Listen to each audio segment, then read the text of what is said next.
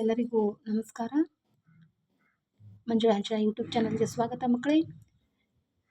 ಇವತ್ತಿನ ನನ್ನ video class 9ನೇ ತರಗತಿಯ ವಿಜ್ಞಾನ ಭಾಗ 2 ಅಧ್ಯಾಯ 11 ಶಬ್ದ.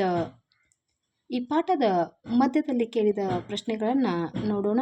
ಈ ಒಂದು ವಿಡಿಯೋ ನಿಮಗೆ ಇಷ್ಟವಾದಲ್ಲಿ ಸಬ್ಸ್ಕ್ರೈಬ್ ಮಾಡಿ, ಶೇರ್ ಮಾಡಿ, ಲೈಕ್ ಕೊಡಿ. ಪೂರ್ತಿ ವಿಡಿಯೋ ಮುಗಿಯುವವರೆಗೂ ವಾಚ್ ಮಾಡಿ ಮಕ್ಕಳೇ. ಮೊದಲನೆಯ ಪಾಠದ ಮಧ್ಯದ ಪ್ರಶ್ನೆ: ಕಂಪಿಸುವ ವಸ್ತುವಿನಿಂದ ಉಂಟಾದ ಶಬ್ದವು ಮಾಧ್ಯಮದ ಮೂಲಕ ಹೇಗೆ ನಿಮ್ಮ ಕಿವಿಯನ್ನು ತಲುಪುತ್ತದೆ?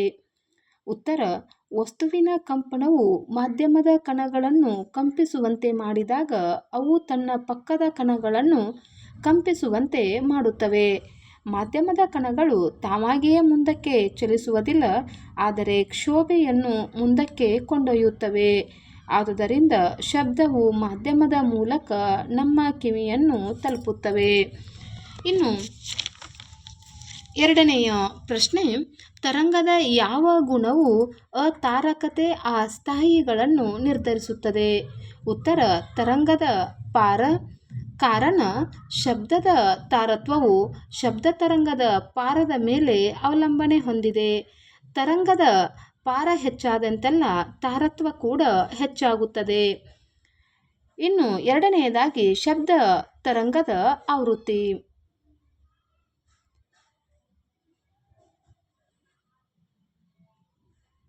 ಕಾರಣ: ಶಬ್ದದ ಸ್ಥಾಯಿಯು ಶಬ್ದ ತರಂಗದ ಆವೃತ್ತಿಯ ಮೇಲೆ ಅವಲಂಬನೆ ಹೊಂದಿದೆ. ಶಬ್ದ ತರಂಗದ ಆವೃತ್ತಿ ಹೆಚ್ಚಾದಂತೆಲ್ಲ ಶಬ್ದದ ಸ್ಥಾಯಿಯು ಹೆಚ್ಚಾಗುತ್ತದೆ. ಇನ್ನು ಮೂರನೆಯ ಪ್ರಶ್ನೆ: ಗಿಟಾರ್ ಅಥವಾ ಕಾರಿನ ಹಾರ್ನ್ ಇವುಗಳಲ್ಲಿ ಯಾವುದು ಹೆಚ್ಚಿನ ಸ್ಥಾಯಿಯನ್ನು ಹೊಂದಿದೆ? ಉತ್ತರ: ಗಿಟಾರ್ ಕಾರಿನ ಹಾರ್ನ್ಗಿಂತ ಹೆಚ್ಚಿನ ಸ್ಥಾಯಿಗಳನ್ನು ಹೊಂದಿದೆ. ಕಾರಣ: ಗಿಟಾರ್ನ ಶಬ್ದದ ಕಂಪನ ಆವೃತ್ತಿಯು ಕಾರಿನ ಹಾರ್ನ್ಗಿಂತ ಹೆಚ್ಚು. ಶಬ್ದದ ಸ್ಥಾಯಿಯು ಶಬ್ದ ತರಂಗದ ಆವೃತ್ತಿಗೆ ನೇರ ಅನುಪಾತದಲ್ಲಿರುತ್ತದೆ. ಇನ್ನು ಮತ್ತೆ ಪಾಠದ ಮಧ್ಯದ ಪ್ರಶ್ನೆ ನೋಡೋಣ. ಪ್ರಶ್ನೆ 4: ಶಬ್ದ ತರಂಗದ ತರಂಗದೂರ, ಆವೃತ್ತಿ, ಕಾಲಾವಧಿ ಮತ್ತು ಪಾರ ಎಂದರೇನು?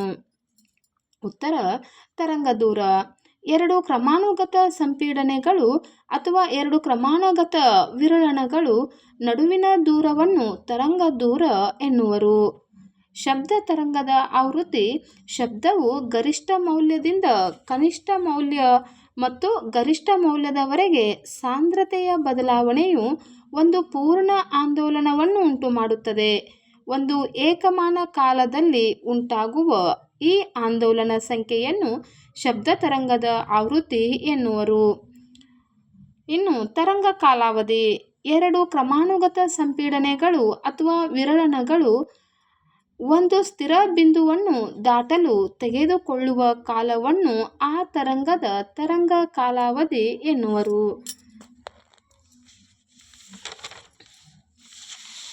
ಇನ್ನು ತರಂಗ ಪಾರ: ಒಂದು ಮಾಧ್ಯಮದಲ್ಲಿ ನಿಶ್ಚಲ ಸ್ಥಾನದಿಂದ ಎರಡು ಕಡೆ ಉಂಟಾಗುವ ಗರಿಷ್ಠ ಪ್ರಮಾಣದ ಕ್ಷೋಭೆಯನ್ನು ಆ ತರಂಗ ಪಾರ ಎಂದು ಕರೆಯುತ್ತಾರೆ.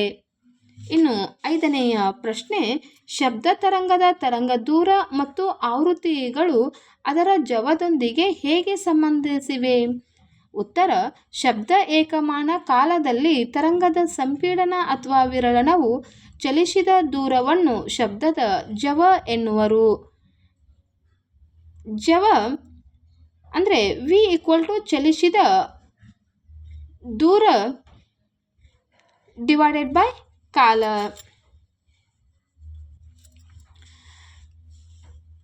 v lambda divided by T. ಇಲ್ಲಿ ಲ್ಯಾಂಬ್ಡಾ ಎಂಬುದು ಶಬ್ದ ತರಂಗದ ತರಂಗ ದೂರವಾಗಿದೆ. ಇದು ಒಂದು ಕಾಲಾವಧಿ ಅಂದರೆ ಟೈಮ್ ಅಲ್ಲಿ ಶಬ್ದ ತರಂಗವು ಚಲಿಸಿದ ದೂರವಾಗಿದೆ. ಹೀಗೆ v lambda phi bracket 1 divided by t is equal to phi. Phi lambda phi ಜವ ತರಂಗ ದೂರ ಇಂಟು ಆವೃತ್ತಿ. ಒಂದು ಮಾಧ್ಯಮದಲ್ಲಿ ಒಂದೇ ಭೌತ ಸ್ಥಿತಿಯಲ್ಲಿರುವ ಎಲ್ಲ ಆವೃತ್ತಿಗಳಿಗೆ ಶಬ್ದದ ಜವವು ಸ್ಥಿರವಾಗಿರುತ್ತದೆ.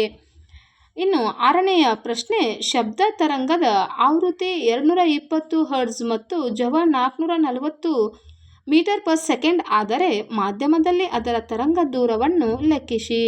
ಉತ್ತರ ದತ್ತಾಂಶ.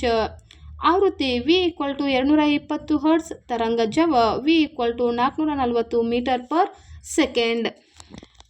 ತರಂಗ ದೂರ ಲ್ಯಾಂಬ್ಡಾವನ್ನು ಕಂಡುಹಿಡಿಯೋಣ. V = λV.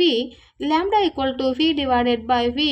Lambda = 440 metre per second divided by 220 hertz.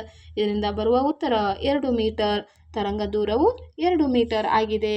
ಇನ್ನು 7ನೆಯ ಪ್ರಶ್ನೆ.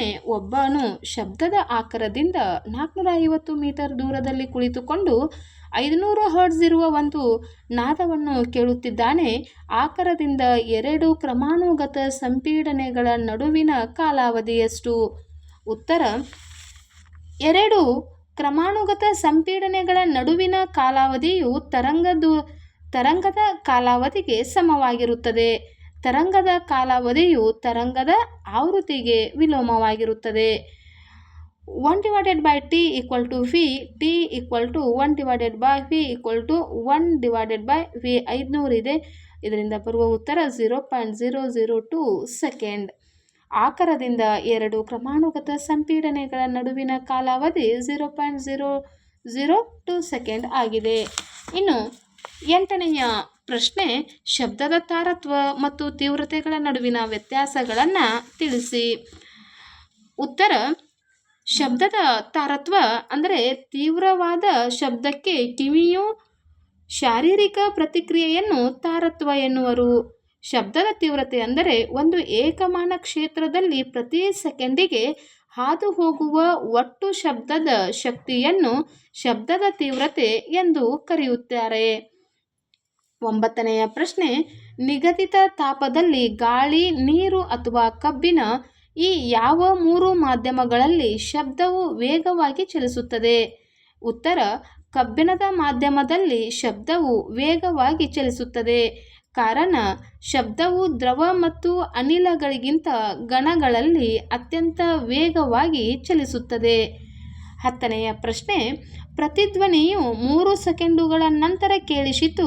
ಶಬ್ದದ ಜವ 342 ಮೀಟರ್ ಪರ್ ಸೆಕೆಂಡ್ ಆದರೆ ಪ್ರತಿಫಲನ ಮೇಲ್ಮೈಯು ಆಕಾರದಿಂದ ಎಷ್ಟು ದೂರದಲ್ಲಿದೆ? ಉತ್ತರ ಶಬ್ದದ ಜವ V = 342 ಮೀಟರ್ ಪರ್ ಸೆಕೆಂಡ್. ಪ್ರತಿಧ್ವನಿ ಕೇಳಲು ತೆಗೆದುಕೊಂಡ ಕಾಲ ಅಂದರೆ ಟೈಮ್ = 3 ಸೆಕೆಂಡ್ಗಳು. ಶಬ್ದದ ಚಲಿಸಿದ ದೂರ V × t. ಇಲ್ಲಿ 342 ಮೀಟರ್ ಪರ್ ಸೆಕೆಂಡ್ × 3 ಸೆಕೆಂಡ್. ಇದರಿಂದ ಬರುವ ಉತ್ತರ 1026 ಮೀಟರ್. ಪ್ರತಿಧ್ವನಿ ಮತ್ತು ಪ್ರತಿಫಲನ ಮೇಲ್ಮೈಯ ನಡುವಿನ ದೂರ = 1026/2. ಇದರಿಂದ ಬರುವ ಉತ್ತರ 513 ಮೀಟರ್. ಇನ್ನು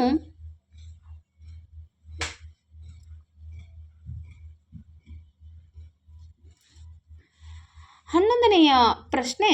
ಸಂಗೀತ ಕಚೇರಿ ಭವನಗಳ ಮೇಲ್ಛಾವಣಿಯ ವಕ್ರಾಕಾರದಲ್ಲಿರಲು ಕಾರಣವೇನು? ಉತ್ತರ ಸಾಮಾನ್ಯವಾಗಿ ಸಂಗೀತ ಕಚೇರಿ ಭವನಗಳು, ಸಮ್ಮೇಳನ ಭವನಗಳು ಮತ್ತು ಸಿನಿಮಾ ಭವನಗಳಲ್ಲಿ ಶಬ್ದವು ಪ್ರತಿಫಲನದ ನಂತರ ಎಲ್ಲ ಮೂಲೆಗಳಿಗೆ ತಲುಪುವಂತೆ ಮೇಲ್ಛಾವಣಿಯನ್ನು ವಕ್ರಾಕಾರದಲ್ಲಿ ಕಟ್ಟಲಾಗುತ್ತದೆ. ಇನ್ನು 12ನೆಯ ಪ್ರಶ್ನೆ. ಮನುಷ್ಯನ ಸರಾಸರಿ ಶ್ರವ್ಯದ ವ್ಯಾಪ್ತಿ ಎಷ್ಟು?